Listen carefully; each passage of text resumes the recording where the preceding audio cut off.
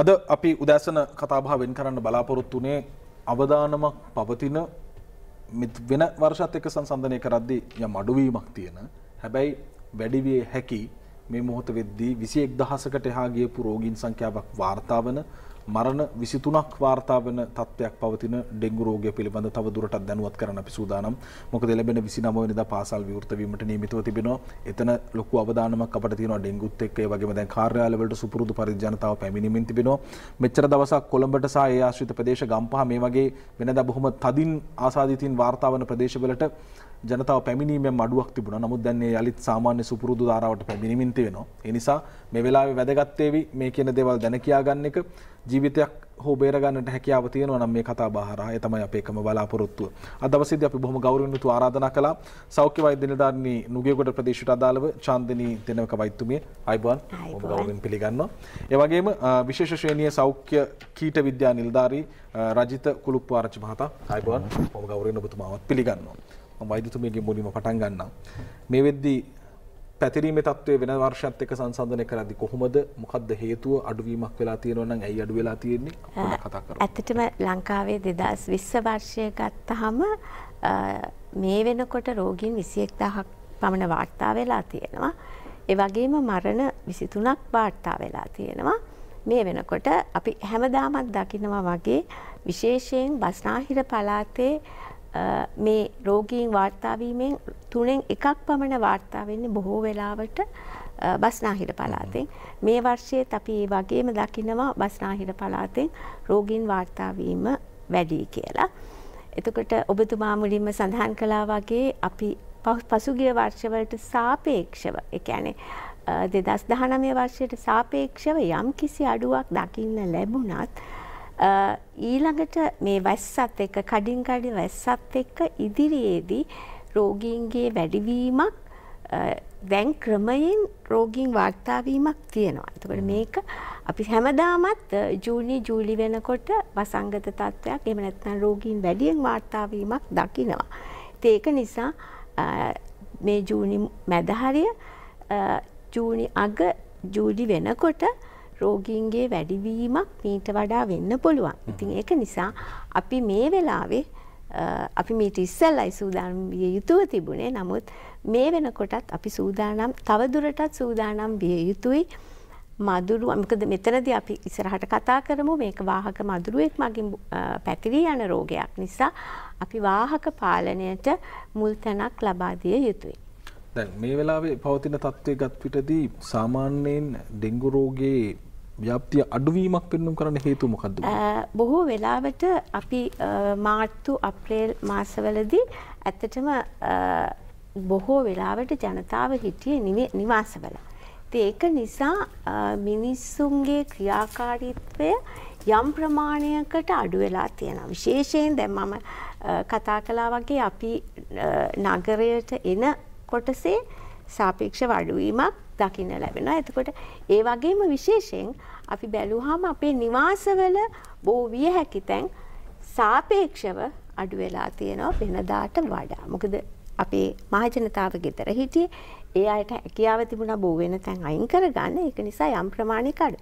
ඒ වගේම අපිට කාර්යාලවල ඒ වගේම ඉන්දිකිරීම් පරිශ්‍රවල මේවා දැන් නැවත වැඩ පටන් ගත්තා. ඒ වගේම මේවා මාස 2ක් විතර වහලා තිබුණේ. ඉතින් විශේෂයෙන් ඉදිකිරීම් පරිශ්‍රය. ඒතකොට මේවායේ අපි කොහොමද දකින්නවා බොහෝ විය හැකි තැන් වැඩි කියලා ඉදිකිරීම් පරිශ්‍රවල. එතකොට මේවා දැන් වැඩ පටන් අරන් මේ කඩින් කඩ වහින වැස්සත් එක්ක මේ නැවත වතාවක් වැඩිවීමේ අවදානමක් තියෙනවා. ඒක නිසා යම් කිසි අඩුවක් සිද්ධ වුණා අපේ ක්‍රියාකාරීත්වය අඩු වුණ නිසා. නමුත් මිනිස්සු ගොඩාක් දුරට එළියට බහැලා ඇවිත් නැහැ. ඒක නිසා අඩු වුණාට අපිට ඉස්සරහට බලාපොරොත්තු වෙන්න වෙනවා යම් කිසි වැඩි. අපි ඒකට සූදානම් විය යුතුයි. ඒ කියන්නේ දැන් ඉදිකිරීම් ස්ථානවල එහෙම ස්ලැබ් එකක් උඩ තියන්න අනිවාර්යෙන් ඩෙන්ගු තියෙන්න පුළුවන් තැන.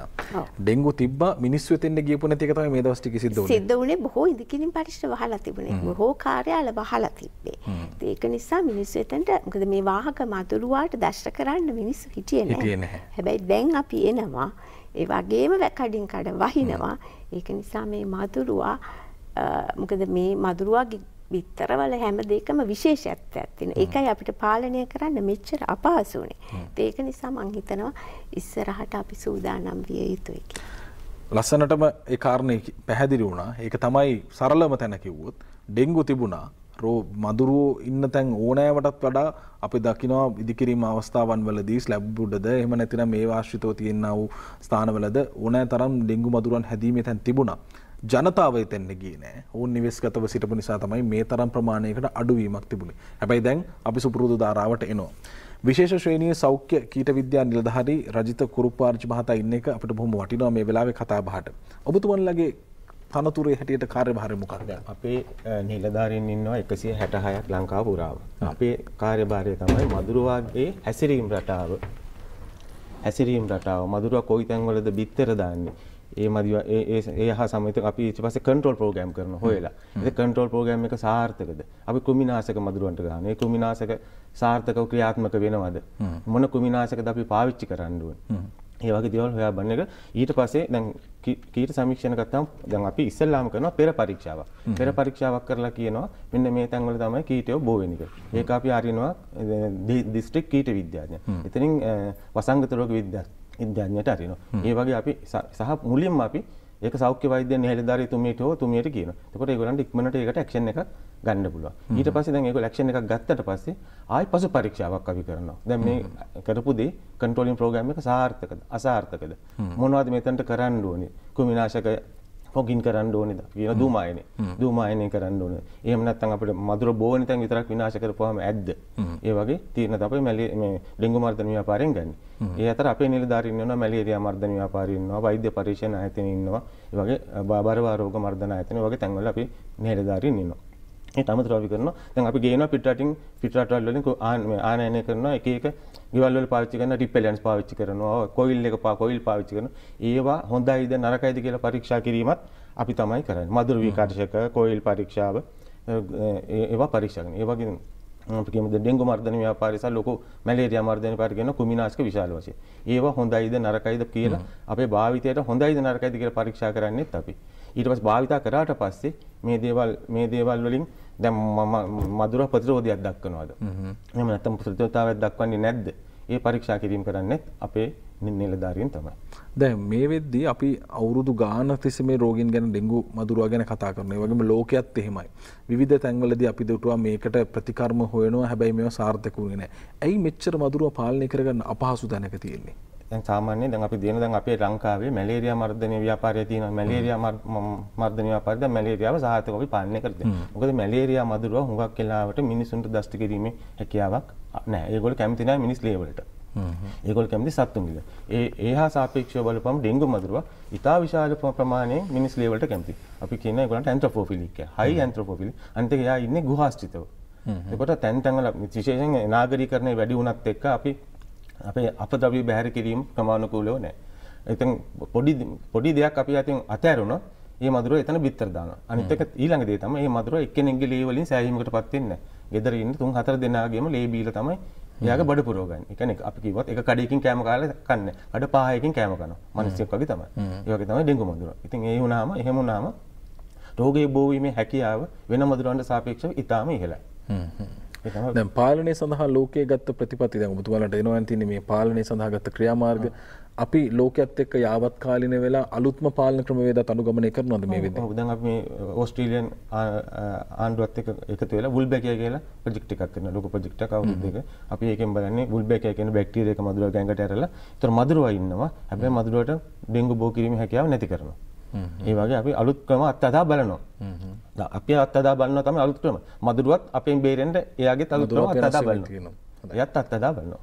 පැහැදිලි ඒ කාරණේ පිළිබඳව නිරන්තර කතා බහ කරනවා මදුරුවත් වෙනස් වෙමින් පවතිනවා කියන කාරණය පිළිබඳ. වෛද්‍යතුමියනි ජනතාවගේ පැත්තෙන් ගත්තාම ඔබතුමී සෞඛ්‍ය වෛද්‍ය නිලධාරීන් විදිහට ඒ ප්‍රදේශීය ආශ්‍රිතව දැන් නුගේගොඩ ප්‍රදේශ ඔබතුමීට අදාළ වෙන ප්‍රදේශීය ජනතාවගේ හොඳ දායකත්වයක් තියනවාද වෙනදට වැඩිය ඩෙන්ගු මර්ධනය වෙනුවෙන් මේ වෙද්දී?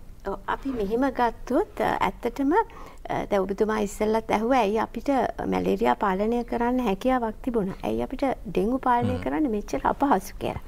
ඉතින් ඇත්තටම මෙතන අපි ඒකට එන්න අපි පොඩ්ඩක් කතා කරන්න ඕනේ මේ මදුරුවා කොයි වගේද? මොකද මෙතන ඩෙන්ගු කියන්නේ වෛරසයකින් බෝවන රෝගයක්. ඒතර මේ වෛරසය රෝගී පුද්ගලයෙක්ගේ නිරෝගී පුද්ගලයෙකුට ගෙනියන්න වාහක මදුරුවෙක් ඉන්නවා. මේ වාහක මදුරුවා තමයි අපි ඊඩිස් ඊජිප්ටයි සහ ඊඩිස් ඇල්බෝපික්ටස් කියලා හඳුන්වන්නේ. මේ මදුරුවාගේ විශේෂ ලක්ෂණ තියෙනවා. මේ මදුරුවා සාමාන්‍යයෙන් දිනේදී උදේ වරුව සහ හවස වරුව. මේ කියන්නේ දිවා කාලයේදී තමයි දර්ශනය කරන්නේ. එතකොට මේ කාලය තුලදී අපි මදුරු දැලක් පාවිච්චි කරන්නේ නැති කාලයනේ. ඒක නිසා අපිට මදුරුවාගෙන් බේරීම සඳහා මදුරු දැල කියන එක ගොඩක් සාර්ථක නෑ ඩෙන්ගු රෝගයේදී. එහෙමනම් අපි කොහොමද මේක පාලනය කරන්නේ? අපි මදුරුවා පාලනය කරන්න ක්‍රමවේදයක් තියෙනවා. ඒතර එහෙමනම් අපි මේක මදුරුවාගේ ජීවන චක්‍රය කොයි අවස්ථාවකදී හරි විඳින්න ඕනේ. අපිට පුළුවන් මුල්ම අවස්ථාවේදී මදුරුවා බිත්තර දාන තැන් ඉවත් කරන්න. අපි ප්‍රධාන වශයෙන් මහ ජනතාවගෙන් බලාපොරොත්තු වෙන්නේ මේක ඒගොල්ලන්ගේ යුතුකමක්. මමත් සෞඛ්‍ය වෛද්‍ය නිලධාරී කාර්යාලයෙන් එළියට ගියාම පුරවැසියෙක් මේ රටේ. ඒතට මගේත් යුතුකම තමයි අනිත් සියලුම මහ ජනතාවගේ යුතුකම තමයි මේ මදුරුවා බිත්තර දාන ස්ථාන ඉවත් කරන්න. ඒතර මේ මදුරුවා කොහෙද බිත්තර දාන්නේ? මේ මදුරුවා බිත්තර දාන්නේ නිශ්චලව තියෙන පුංචි භාජනවල. මේක බොහෝ වෙලාවට තද පෘෂ්ඨයක් තියෙන භාජන. මේ මදුරුවා බොහොම ලස්සනට අනුවර්තනය වෙලා තියෙනවා අපිට හානි කරන්න. මේ බිත්තර මේ පෘෂ්ඨය අලවනවා මදුරුවා ගිහිල්ලා. එතකොට මේ තද පෘෂ්ඨයක අලවලා තිබ්බහම මේකේ අපි වතුර දැන් අපි මහ ජනතාවට කියනවා මේක ඉවත් කරන්න කියලා. මේක අපි පොල් කට්ට අනිත් පැත්ත හරවලා ඊළඟට තව සතෙක් ගිහිල්ලා මේ පොල් කට්ට අනිත් පැත්ත හැරෙව්වොත් නැවතතාවක් ආයි වතුර වැටිලා මේකෙන් කීටෝ ඇති වෙන්න පුළුවන්.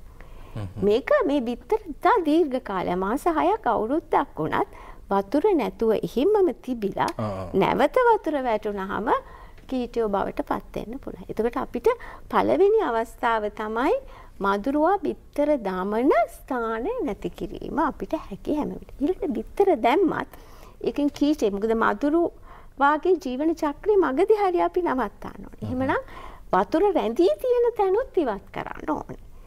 ඊළඟට මේ ඔක්කොම අතහරි අපි මෙහිම වෙලා මේ කීටයා පිළව අවස්ථාව පහු කරලා සුහුමුල් මදුරුවෙක් බවට පත් වෙනවා. ඒතර අපි සුහුමුල් මදුරුවා විනාශ කරන්න දැන් මෙතනට එනකොට තමයි සෞඛ්‍ය නිලධාරීන් හැටියට අපිට දූමායනය වගේ දේවල් පාවිච්චි කරන්න. නමුත් මේ වෙනකන් මහ ජනතාව හැටියට අපිට ලොකු අභියෝගයක් තියෙනවා. අපි බෝවන තැන්, බෝවිච්ච තැන් ඒ හැමදේම විනාශ කළොත් අපිට මදුරුවාගේ ජීවන චක්‍රේ සෑහෙන කොටසක් සම්පූර්ණ කරන්න පුළුවන්.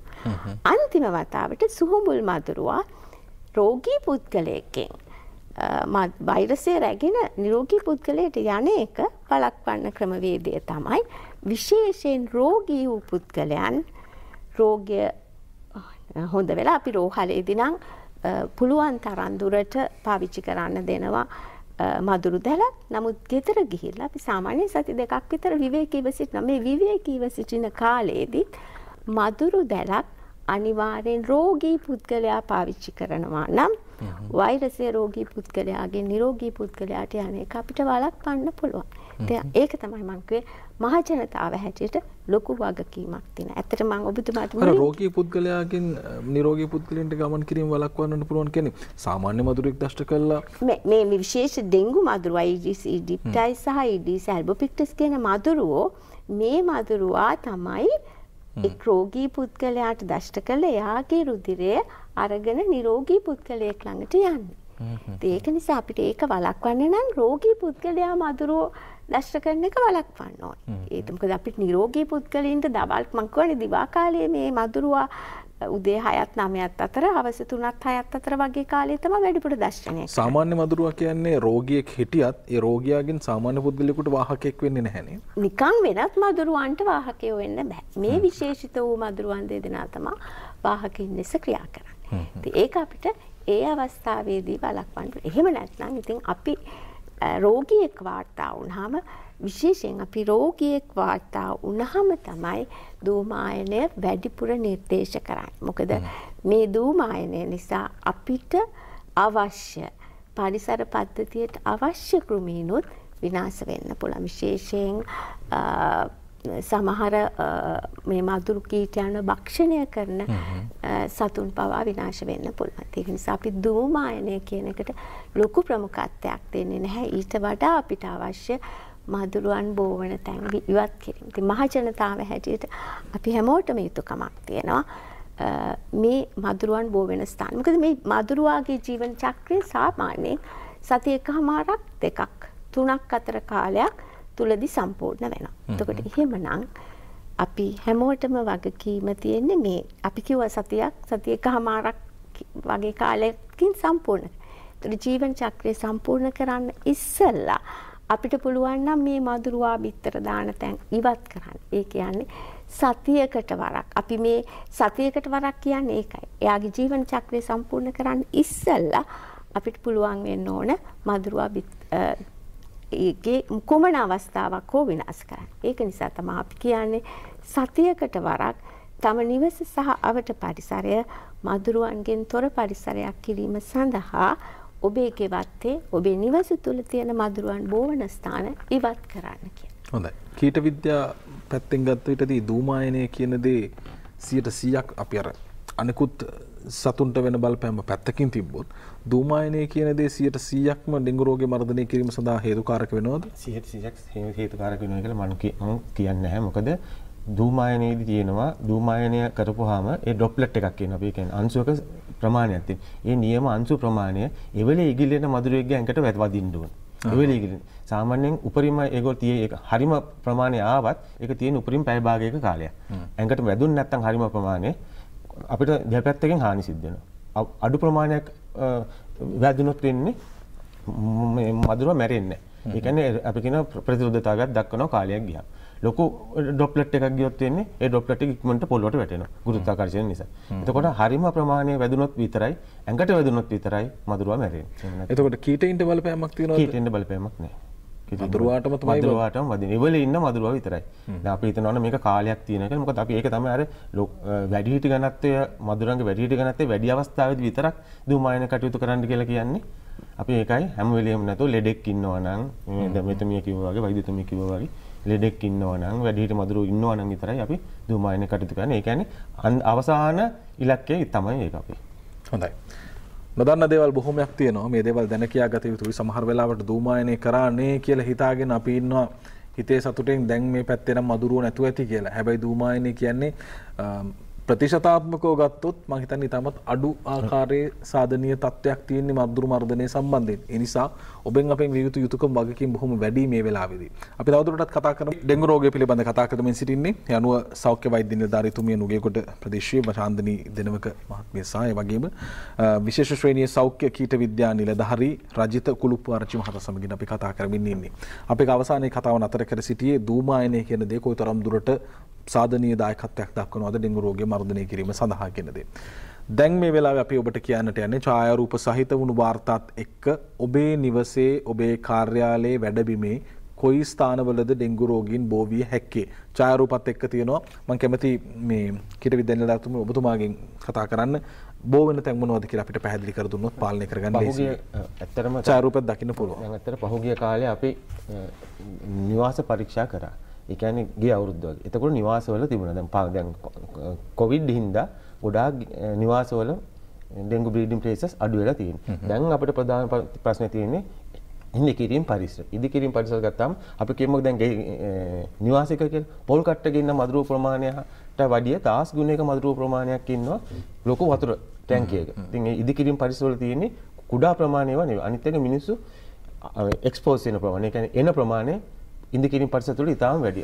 අනිත් එක ලංකාවේ තියෙන හැම පළාතකින්ම එන මිනිස්සු තමයි ඉදිකිරීම පරිසර වල වැඩ කරන්නේ. ඒතර ඒගොල්ලන්ට පුළුවන් ගම් වලට ගිහිල්ලා වුණත් මේ රෝගේ බෝ කිරීමේ හැකියාවක් තියෙනවා.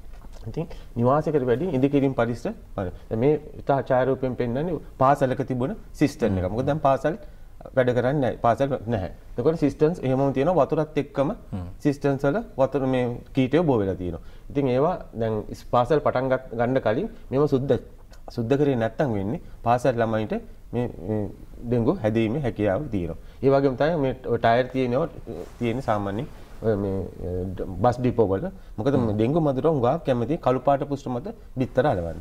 ඉතින් ටයර් කියන එක තමයි යා විශේෂයෙන්ම කැමති පෘෂ්ඨයේ ඩෙන්ගු බිත්තර අලවන්න. ඉතින් ඒකින්ද ටයර් කියන එක වේද. අනිත් එක ඊවලු තියෙන මාළු ටැංකිය. මාළු ටැංකිය වල මාළු නැතුව අපි වතුර ටික එහෙමම තියලා තියෙනවා. අනිත් එක සමහර මාළු ඉන්න හැම මාළුවටම කීටයෝ කෑමේ හැකියාවක් නැහැ. ලොකු මාළු ඉන්නවනම් එයා කීටයෝ කන්නේ නැහැ. කීට භක්ෂක මාළු වෙන්නත් ඕනේ. පොඩි මාළු තමයි විශේෂයෙන්ම කීට භක්ෂක මාළු. දැන් සමහර අපි ලොකු මාළු දාගෙන ලස්සනට තියාගෙන ඉන්න. එයාත් එක කීටයොත් හොඳටම ඉන්නවා ටැංකියේ.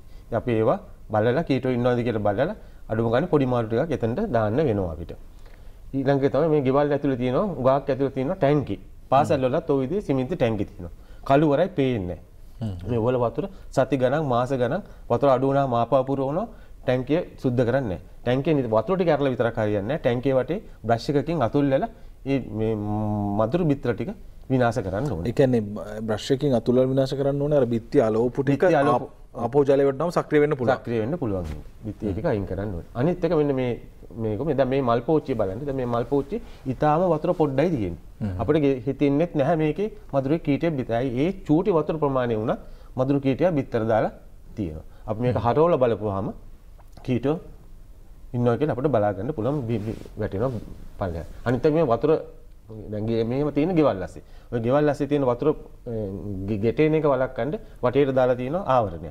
ඔය ආවරණය වතුර රැඳිලා තියෙනවා. ඕකේ ඇස්සේ ගිහිල්ලා මදුරුවා බිත්තර දානවා. බිත්තර දාලා ඉවරලා ඕවා සීන අපිට පේන්නේ නැහැ කළු පාටින් හින්දා බලන්නේ නැහැ මාස ගණන් තිබ්බහම ඒ වලිනුත් නිතරම මොකද ඕවා තියෙන ගෙවල් ඇස්සේ. එතකොට ගොඩක් හැකියාව වැඩි ගෙවල් ඇස්සේ මිනිසුන්ගේ දර්ශනයට තියෙන හැකියාව ගොඩක් වැඩි. මේ ලොකු ටැංකිය. දැන් මෙන්න මේ ටැංකියේ ඇත්තට මම අර කියපු જાතිය ලොකු මාළු දාලා තිබුණේ. ලොකු මාළු දාලා මේ මාළු කීටයන්ව කන්නේ. ඉතින් මේ කීටයොත් එක්ක මේ මාළුත් ওই ටැංකිය ඇතුලේ ජීවත් වෙනවා. මේ ගෙවල් ඇතුලේ තියෙන එක. ගෙවල් ඇතුලේ තිබුණ එක. මේකත් මේ ඉදිකිරීම පරිසර. මේ ඉදිකිරීම පරිසර මේ බෝට්ටු. අන්න ඕක තමයි ලොකුම ප්‍රශ්නේ තියෙන්නේ. දැන් මේ දවස්වල පහුගිය මාස කිහිපය තුළම මූදු ගියේ නෑ බෝට්ටු. ඒ බෝට්ටු එහෙමම දාලා තියෙනවා.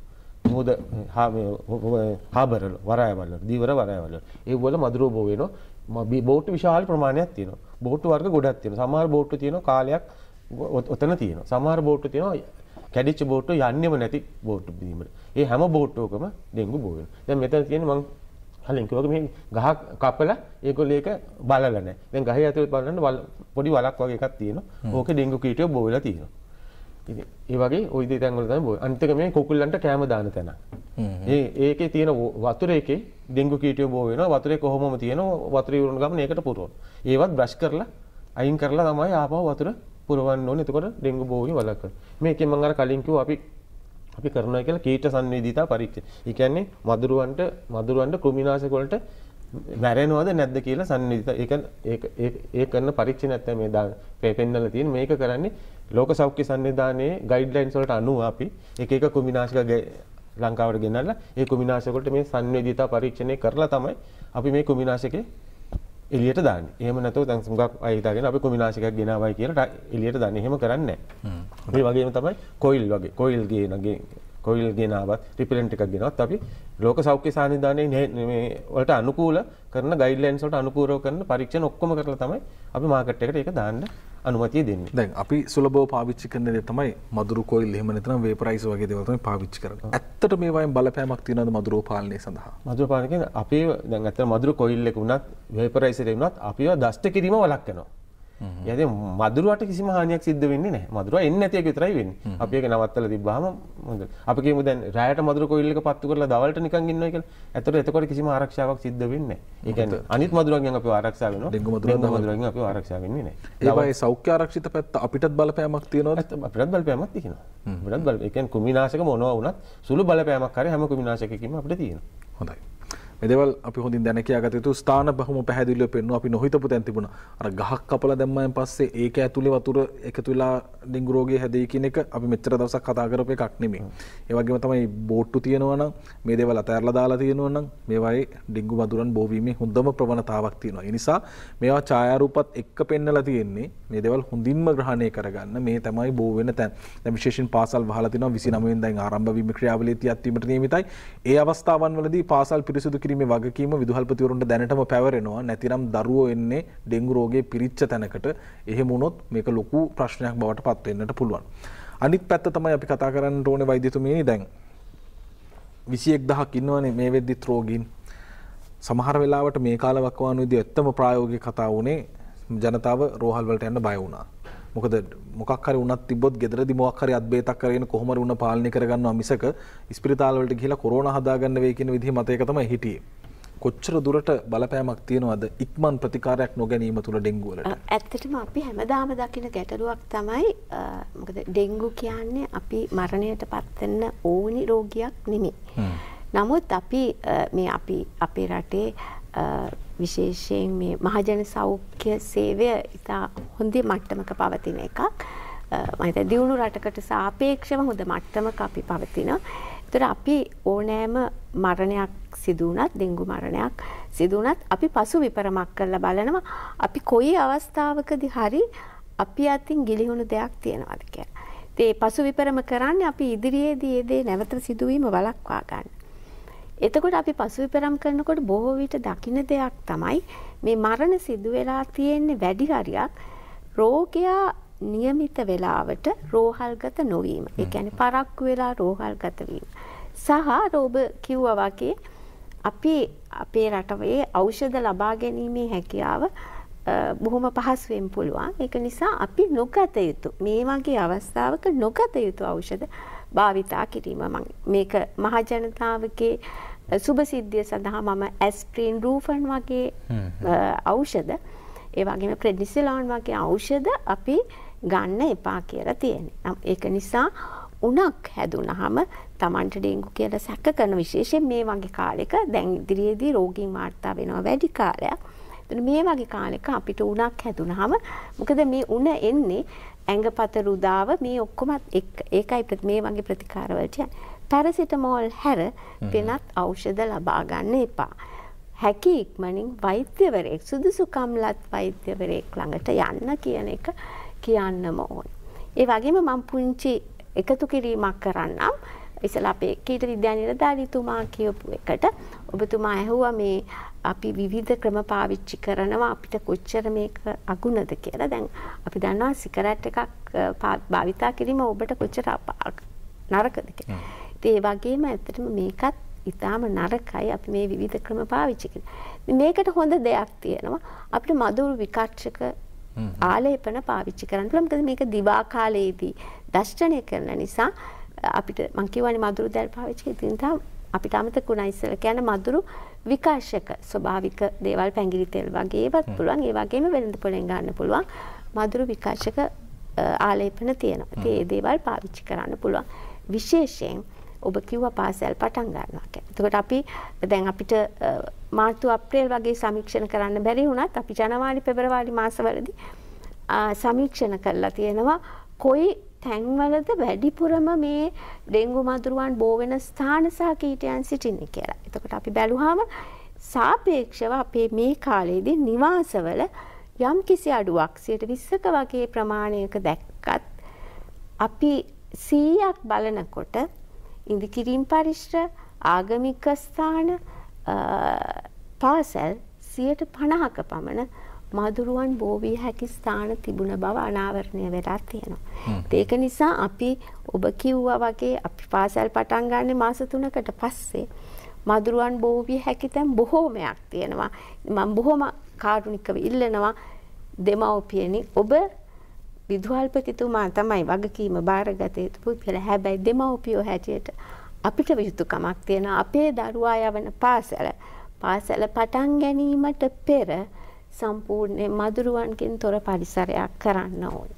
මේකට දූමායනය කරලා විතරක් හරියන්නේ නැහැ. අපි ඉස්සෙල්ලා ශ්‍රමදාන මට්ටමින් සම්පූර්ණයෙන් පිරිසිදු කරලා ඊට පස්සේ ඔබගේ සෞඛ්‍ය වෛද්‍ය නිලධාරී කාර්යාලය හරහා ඔබගේ නගර සභාව හරහා උදව් ලබා ගන්න දූමායනය කරන්න. ඊට පෙර මදුරුවන් මොකද මදුරු කීටයන් මේ දූමායනය නිසා කොහෙත්ම විනාශ වෙන්නේ නැහැ. සෝම්බුල් මදුරුවා පමණයි විනාශ වෙන්නේ. ඒක නිසා බිත්තර කීටයා පිලව අවස්ථා එකක්වත් විනාශ කරන්න දූමායනය ගැලපෙන්නේ නැහැ. ඒක නිසා අපි ඉස්සෙල්ලා කීටයෝ ඉන්න තැන් ටික ඉවත් කරලා ඉමු. ඊට පස්සේ අවශ්‍ය නම් දූමායනය කරන්න පුළුවන්. දැන් ප්‍රතිකර්ම කරද්දී ඔබතුමීලට වෙනම ආකාරයෙන් ඖෂධ තියෙනවද ඩෙන්ගු රෝගය පාලනයට? නැත්නම් අර අපි දන්න සාමාන්‍ය දේ තමයි වතුර බොන්න දෙනවා ඒ පෙවෙන ගානට සුපරීක්ෂණය කරන එක. ඒකමද එකම විකල්පය? ඔව් දැනට අපිට මේ සඳහා එන්නතකුත් නැහැ. විශේෂිත වූ ප්‍රතිකාරයකුත් නැහැ. අපි රෝග ලක්ෂණ සඳහා තමයි ප්‍රතිකාර කරන්නේ. ඉතින් නමුත් මේක හොඳටම ඇති. මොකද වෛරසයක් නිසා හැදෙන අපි දන්නවා අපිට පැපොල සරම්ප වගේ මේ රෝගත් හැදෙන්නේ වෛරසයක් නිසා. ඒතර මේවා හැම එකක්ම අපේ ශරීරය තුලින්ම ප්‍රතිශක්තිය ඇවිල්ලා මේක හොඳ කරන්න පුළුවන්. ඉතින් මේක කාලයත් එක්ක හොඳ වෙනවා. නමුත් අපි රෝග ලක්ෂණ සඳහා ප්‍රතිකාර කරන්න අවශ්‍යයි. වෛරසය විනාශ කරන්න නෙමෙයි. හොඳයි. පුතුගේ පැත්තට ආවොත් එහෙම බැරිද මේක කවදාවත් මේ බෝ වෙන තැන් පාලනය කිරීමෙන් හැරෙන්න? මේ වෙදී ලෝකයේ සුබවාදී තැනකට ඇවිල්ලා නැද්ද තාමත්? මදුරුවන් මර්ධනය සඳහා වෙන විකල්ප දැන් අපි දන්න මැලේරියා එහෙම දැන් මැලේරියා ලෝකෙම තුරන් කරන තැනකට අපි පැමිණියානේ. ඒ වගේ විකල්ප තාමත් මේකේ හොයාගන්න මට්ටමේ සාර්ථක තැනක නෙමෙයි දින්නේ ඩෙන්ගු සම්බන්ධයෙන්. අත්අදා බැලීම් ගොඩාක් දේවල් කරනවා. මම කියනවා වුල්බැකියා කියන වෛරස් එක අත්අදා බැක්ටීරියා එක අත්අදා බලනවා. ඒ වගේ අත්අදා බැලීම් ගොඩාක් දේවල් කරනවා. ඉතින් තාමත් නියමත් ක්‍රමයකට අපිට සම්පූර්ණයෙන්ම එන්න හම්බෙලා නැහැ. තාමත් දෙයක් කියන්න දෙන මෙතන කීප දෙයකට පොඩ්ඩක් එකතු කරන්න තියෙනවා. දැන් පහුගිය මාසෙ අපි කරපු කීට විද්‍යා සමීක්ෂණ වලින් ගොඩාක් පොදු ස්ථානවල මදුරු බෝවන ස්ථාන අපිට හම්බුන පොදු. ඒ කියන්නේ බස් ස්ටෑන්ඩ්, සුපර් මාකට් ඒවා. මොකද මිනිස්සු පොඩි මහජනතාවට පොඩි දෙයක් කියන්න තියෙනවා. මොකද දැන් මේ දවස්වල වැස්සත් එක්ක දැන් යෝගට් කෝප්ප, පොලිතින් කෑලි ওই බස් ස්ටෑන්ඩ් වල අතහැරලා යන්න එපා. ඒවා නියමිත ස්ථානයේ තබන්න. මොකද දැන් ගොඩාක් මදුරු බෝවන ස්ථාන තියෙන්නේ මේ පොදු ස්ථානවල. ඒ වගේම මිනිස්සු ආවරණය වීමත් ගොඩක් වැඩි පොදු ස්ථාන. මොකද දැන් මිනිස්සු එනවනේ ටවුන් වලට. ඉතින් ඒකින්ද ඩෙන්ගු රෝගී බොහොම මේ ස්ථාන වලත් වැඩි වෙන්න පුළුවන්. ඔබතුමන්ලගේ සේවය සපයනකොටත් අපි දැක්ක සමහර තැන්වලදී අපේ රටේ බොහෝ දෙනෙක් කලබල වෙන්නේ ඩෙන්ගු බලන්න එනවා කිව්වහම නඩුදායිද ප්‍රශ්න ඇති වේද කියන දේත් එක තමයි ඩෙන්ගු මර්ධනයට යන්නේ. නැත්තම් එහා ගෙදර ඩෙන්ගු රෝගියෙක් හැදිලා මිය ගිහින් හිටියත් මෙහා ගෙදර පිරිසිදු කරගන්න තැනකට යන්නේ නැහැ. සහයෝගයක් ලැබෙනවද ජනතාවගේ පැත්තෙන් ඔබතුමන්ලගේ වැඩ කටයුතු මේ විදිහට කරද්දී? ඔව් සහයෝගයක් ලැබෙනවා. හුඟක් අයගෙන් සහයෝගයක් ලැබෙනවා. එහෙම නැහැ කියන්න බෑ. හොඳයි. අන්න ඒ හැබැයි එකක් තියෙන තමන්ගේ දැන් අපි ගියාම ගේකට ඒගොල්ලෝ අපිට උදව් කරනවා. එන්න බලන්න කියලා කියනවා. හැබැයි තමන් ඊට කලින් තමන්ගේ පරිසරය සුද්ධ කරගන්නේ නැහැ. ඒක අපෙන් බලාපොරොත්තු වෙනවා. අපෙන් සුද්ධ කරගෙන ඉඳන් බලාපොරොත්තු වෙන්නේ සමහරක් මහ ජනතාව දැනුවත් කිරීම දැන් අපි මේ දැනුවත් කරනවා වගේ ප්‍රාදේශීය වශයෙන් දැනුවත් කිරීමේ ක්‍රියාවලියදී අත්වනවද? මෙතන මේක ගොඩක් අපි ප්‍රාදේශීය වශයෙන් සිද්ධ වෙනවා. ඔව් අර මම මෙතන මේක විශේෂයෙන් අහන්න හිටියේ දැන් අපි කොරෝනා රෝගයේදී නම් කිව්වා දැන් අපි හිතමු උදාහරණයක් විදිහට ආසාදිතෙක් වාර්තා වුණා නම් නුගේගොඩින් ඒක වසංගත රෝග විද්‍යාවකගේ දුන්නා මෙන්න නුගේගොඩින් රෝගියෙක් වාර්තා වෙනවා කියලා. එතකොට මුළු නුගේගොඩ මේ සම්බන්ධයෙන් අවධානය යොමු කළා. ওই විදිහට බැරිද ඩෙන්ගු රෝගීන් සම්බන්ධව මේ ප්‍රදේශයෙන් වාර්තා වුණා කියලා ජනතාව දැනුවත් කළොත් ජනතාව මීට වැඩි ඒ සම්බන්ධයෙන් පෙළ ගැහේ නේද? ඇත්තටම මෙහෙමයි. එතනදී අපි මෙන්න මේ තැනින් වාර්තා වුණා කිව්වේ නැති වුණාට අපි මං කිව්වා අපිට හොඳ පද්ධතියක් තියෙනවා. රෝහලක රෝගියෙක් වාර්තා වුණාම ඒ කියන්නේ ඒ රෝගියාගේ තහවුරු කරන්න අවශ්‍ය නැහැ. නමුත් සායනිකව ඒ රෝගියා ඩෙන්ගු රෝගියෙක් බව තහවුරු කළ වහාම ඉස්සර නම් අපිට මේක තැපැල් මාර්ගයෙන් තමයි දැනුම් දුන්නේ. නමුත් දැන් අපිට ඊට වඩා බොහොම එතන රෝගියා වාර්තා වෙනකොටම අපිට වෙබ් බේස් සිස්ටම් එකක් කරහා ඒ සෞඛ්‍ය වෛද්‍ය නිලධාරී කාර්යාලයට ලැබෙනවා රෝගියා පිළිබඳව. ඒ වගේම පෞද්ගලික රෝහලක වුණත් ඇන්ටිජන් පරීක්ෂාව කරපු හැටිය පොසිටිව් වෙච්ච හැටිය ඒ සෞඛ්‍ය වෛද්‍ය නිලධාරී කාර්යාලය දැනුවත් කරනවා. අපි උත්සාහ කරනවා පැය 24ක් ඇතුළත ඒ රෝගියාගේ මොකද ඔබතුමා කිව්වා එහා ගෙදර රෝගියෙක් හිටියාම අපි පරිස්සම් නැහැ. මොකද මේ මදුරුවා බොහොම ලස්සනට සූදානම් වෙලා තිනවා. එයා මීටර් 500ක් විතර පියාඹිලා ගිහලා තව කෙනෙකුට දර්ශනය කරනවා. එතකොට අපි ඒ වටේ තියෙන අඩුම තරමේ ගෙවල් 25ක් 30ක් බලන්න ඕනි මදුරුවන් බෝ වෙන තැන් තියනවාද කියලා. එහෙම තියෙනවා නම් ඒ තැන් ඉවත් කරලා අපි ධූමායනය කරලා පැය 24ක් තුල ඒ ප්‍රදේශය පිරිසිදු කරනවා. එතකොට අවට වටපිටාවම දැනගන්නවා. ඊට අමතරව අපි මේ කාලේදී විශේෂයෙන් ප්‍රදේශය පුරා ඩෙන්ගු පිළිබඳ දැනුවත් කිරීම කරනවා අනවුන්ස්මන්ට් එකක් කරහා මිනිසුන්ව මේ අවස්ථාවේ ඔබ සූදානම් විය යුතුයි කියලා. ඒතර ඇත්තටම ඔබතුමා ඉස්සෙල්ලා අහපු කීට විද්‍යා නිලධාරිතුමාගෙන් අහපු එකට මම තව පුංචි එකතු කිරීමක් කරන්න. මේක ඇයි අපිට මේ තරම් පාලනය කරන්න? මොකද මැලේරියා අපිට පාලනය කරන්න පහසු වුණා සෞඛ්‍ය දෙපාර්තමේන්තුව හැටියට අපිට තිබිච්ච වැඩ මැලේරියා පාලනයේදී වැඩි. හැබැයි ඩෙන්ගු පාලනයේදී මහජනතාව හැටියට තියෙන වගකීම ඊට වඩා වැඩි. එතකොට අර අපිට පුරුදු වෙලා තියෙනවා අපේ ගෙවල් වල අහක ඉවත් කරන්නේ නැති කොටසක් තියාගෙන ඉන්නවා. මේක පස්සේ පාවිච්චි කරන්න ගන්න. අන්න ඒ කොටස ඉවත් කරන්න තමයි අපි මේ දවස්වල විශේෂයෙන් අර ලට්ට ලොට්ට වැඩසටහන් ඊළඟ කසල පොළවල් වගේ දේවල් ක්‍රියාත්මක කරන්නේ විශේෂයෙන් නගර සභා හරහා අපිට ඒකට දායකත්වය ලැබෙනවා. ඒතර අපි මේ දේවල් කරන්නේ මේ අර අපේ ගෙදර පස්සේ ගන්න තියෙන ටික කවදාවත් නොගන්නා පස්සේ ගන්න ටික. මෙන්න මේ ටික අපිට ඉවත් කරන්න ඕනේ. මේ ටික අපි නොදැනුවත් මේවා ඒ වතුර රැඳිලා තියෙන්න පුළුවන්. මේවා මේ ලිංගු මදුරුවාට බිත්තර දාන්න හොඳ පරිසර වෙන්න පුළුවන් ඉස්සරහට. මේක තමයි කතාව.